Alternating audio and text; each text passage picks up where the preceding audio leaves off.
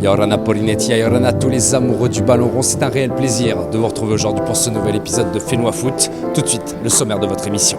En raison des conditions climatiques et de la dépression Nathan approche, une partie de la Polynésie française a été placée en préalerte cyclonique. Résultat, toutes les rencontres de football prévues ce week-end sur Tahiti et ses îles ont été purement et simplement reportées. L'occasion pour nous de dédier ce magazine à nos Tikitoa en pleine préparation à la Coupe du Monde de Beach Soccer, Seleva.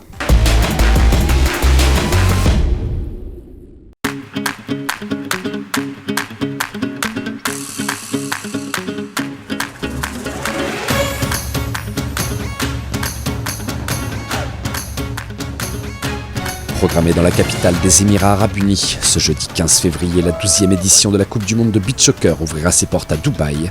Durant 10 jours, les 16 plus grandes nations de la discipline tenteront de se défaire des pièges tendus par leurs adversaires.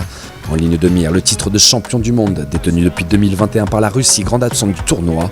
Lors du tirage au sort effectué à Dubaï, 4 poules de 4 équipes ont ainsi été dévoilées au grand public. Le Brésil, l'Iran, l'Italie, le Japon et le Portugal feront office de favoris. Les Tikitoa n'ont quant à eux pas été épargnés par le tirage.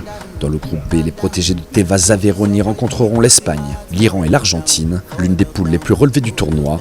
Pour mettre toutes leurs chances de leur côté, la délégation tahitienne s'est envolée il y a un mois vers le Brésil avec Angelo Chirinzi. Au programme, une préparation intensive dans le pays du football. C'était magnifique au Brésil, on a bien travaillé là-bas. On a fait beaucoup de matchs sur très haut niveau et on a gagné les derniers 5 matchs. Alors c'était très fort. Et je suis très content et maintenant on a encore 7-8 jours ici pour préparer la Coupe du Monde. Arrivé cette semaine à Dubaï, l'effectif tahitien en a profité pour prendre ses premiers repères. Ça fait 3 jours que nous sommes arrivés à Dubaï, donc la priorité a été mise sur la récupération par rapport au décalage horaire. Il y a eu pas mal c'était difficile au début, on se levait à 2h du matin, 3h du matin. On fait des journées complètes ensuite derrière, donc c'était difficile physiquement, surtout après la préparation des 3 semaines au Brésil. Donc, mais là, voilà, petit à petit, la forme va revenir et on sera prêt pour la semaine prochaine pour le début de la Coupe du Monde. Je vois qu'on a une très bonne atmosphère dans l'équipe. Après, c'est une Coupe du Monde, il faut prendre tous les matchs comme il vient. Mais moi, personnellement, j'ai une très bonne impression. Déterminés à offrir le plus beau des spectacles aux supporters polynésiens, les Tikitoa ont cette semaine foulé pour la première fois le sable sur lequel la compétition devrait avoir lieu. Comme tu as pu le constater, le sable était super profond. Je pense que ce sera le sable de la Coupe du Monde. Donc c'est vraiment difficile à jouer.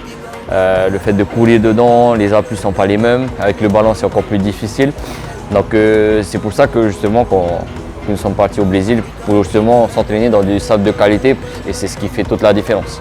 Attendu de pied ferme mercredi prochain par les vice-champions de la Copa América, l'Argentine, les Tikitoa devront une fois de plus faire preuve de rigueur et de détermination pour se mettre sur les bons rails. On revoit certaines combinaisons, peut-être peaufiner quelques réglages et les coups de pied arrêtés, notamment les corners, les touches ou les coups francs. Mais surtout, ce sera l'occasion aussi peut-être d'analyser aussi les équipes contre qui on va jouer.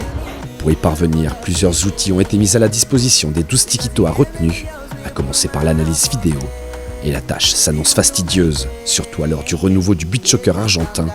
De retour au plus haut niveau international après 3 Coupes du Monde manquées, les hommes d'Hernan Magrini ne sont pas à Dubaï par hasard.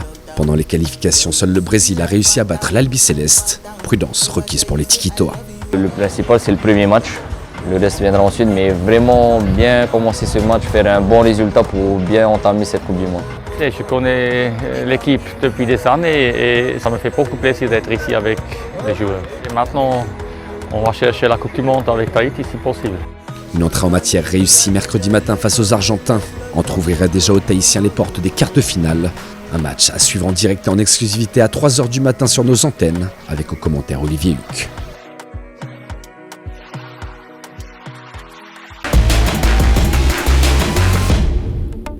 Voilà, Fénois Foot, c'est déjà fini pour aujourd'hui. Merci à toutes et à tous de nous avoir suivis. Avant de nous quitter, un mot du tirage au sort du premier tour de la Coupe de Polynésie effectué au siège de la Fédération tahitienne de football. Comme l'an passé, plusieurs équipes de Ligue 1 s'envoleront les 2 prochains week-ends vers les différents archipels pour tenter de se qualifier pour le tour suivant. Du côté des Marquises, Afatuiva, le champion en titre Pirée, sera opposé à l'AS Timpa et Iri alors que l'AS Jeunesse marquisienne recevra Nukuiva Vénus. Du côté des Raromatei, 2 matchs sont programmés. Ahuaine Laestim Mato tentera de sortir du piège tendu par la Esta Maripunaru. Sur l'île voisine de Rayatea, même son de cloche pour Samine, qui s'attaquera à un autre poids lourd du championnat, Tefana. Enfin, 4 rencontres de ce premier tour se joueront sur Tahiti et Moorea. Vendredi soir au stade Pater, Excelsior Puiu et Manuura Dragon seront à l'affiche. Le lendemain sur l'île Sœur, Tiareina Noemira tenteront de sortir victorieux de Mateia et Aroué. 2 rencontres de la Coupe de Polynésie à revivre dimanche prochain dans Whenua Foot. Excellente fin de week-end à toutes et à tous. Baleine.